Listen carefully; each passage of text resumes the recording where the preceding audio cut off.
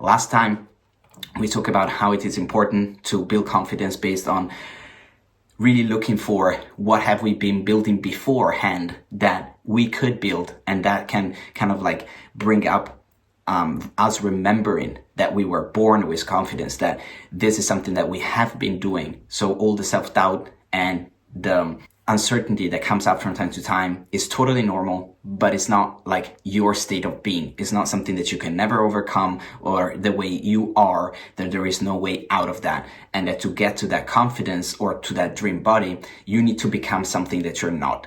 You literally most likely need to just be who you truly are and unleash that in a way. Taking away the constriction, removing the self-doubt, removing the fears, removing the patterns of behavior that are self-sabotaging you or keeping you down, and just being yourself, having more fun, having things come to you with less effort, more in a playful way, and with a structure and a plan that supports your goals, which is what we're all about here. Why did I put so much stress into thinking or making you consider how much of having a plan is important when we want to build confidence, when we want to get to that level of even just achieving that dream body? Is because day in and day out, when I train people, I see that that is something that people tend to overlook. It's something that they connect with discipline or with motivation or with a feeling. And while my coaching program is all about digging deeper into our subconscious mind, really seeing our patterns, dealing with our emotions, understanding how to deal with emotions, to understand ourselves, how we work best, so that we can get to the results we want faster and better in a way that is harmonized and aligned with who we are, specifically like personally, individually.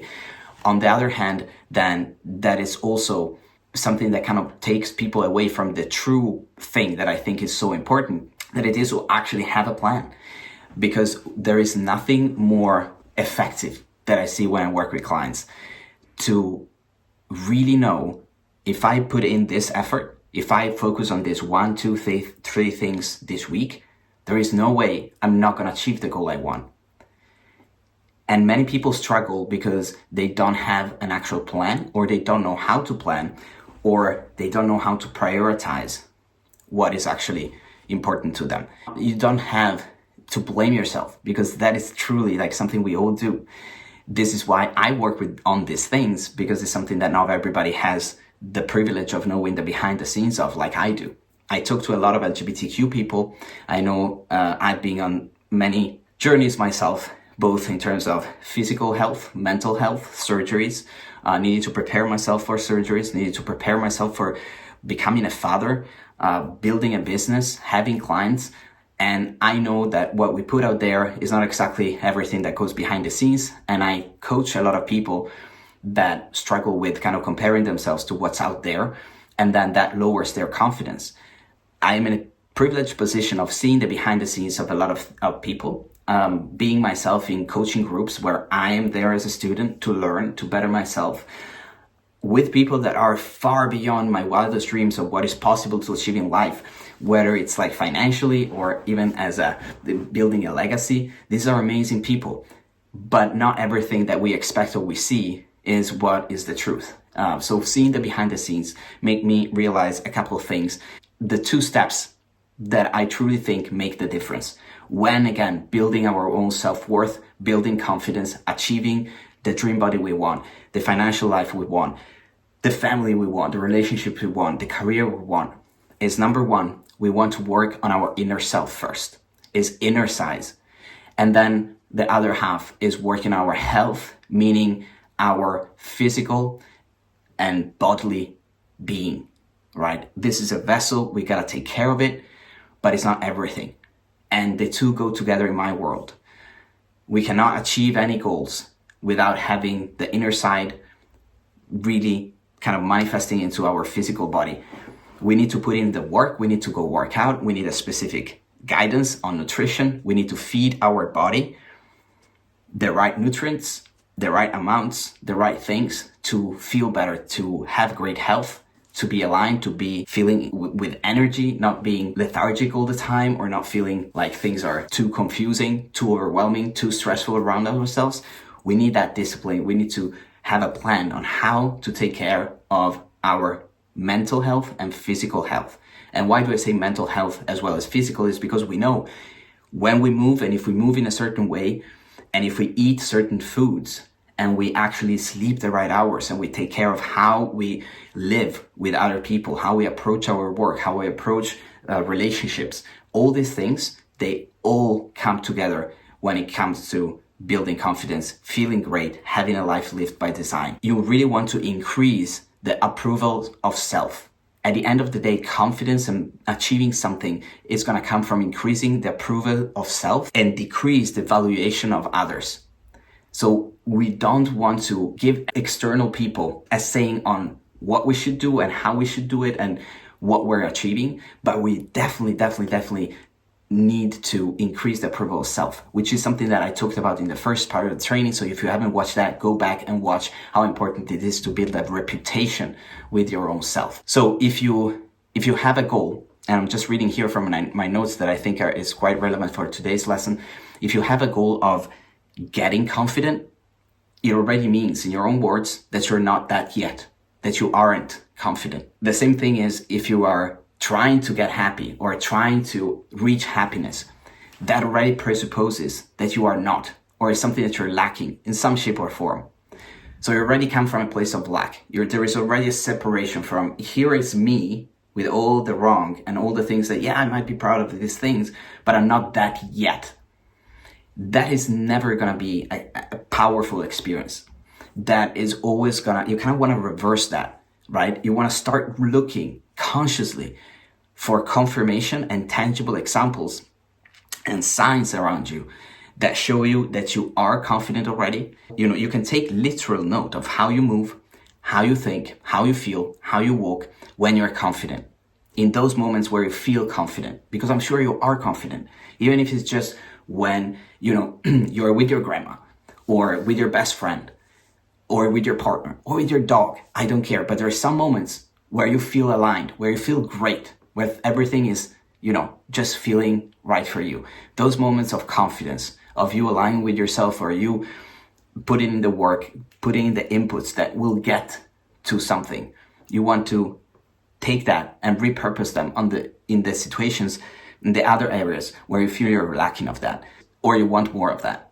And what it is that confidence is not only about feelings, has a lot to do with skills. So what you want to create in your life, if there is one piece of advice that I can give you, unsolicited, but I hope if you're here, it means that you care about what I have to say. And I truly appreciate that, by the way. It's about skills and not just feelings. As a coach, I talk a lot about feelings. Most of our calls, in the group calls that we have with the community and my one-on-one personal calls with clients, we dig deeper into those emotions in the subconscious mind. We see the patterns. We want to see what is that I need to create. Who am I? Where am I starting from? But we are at the same time, we're building skills.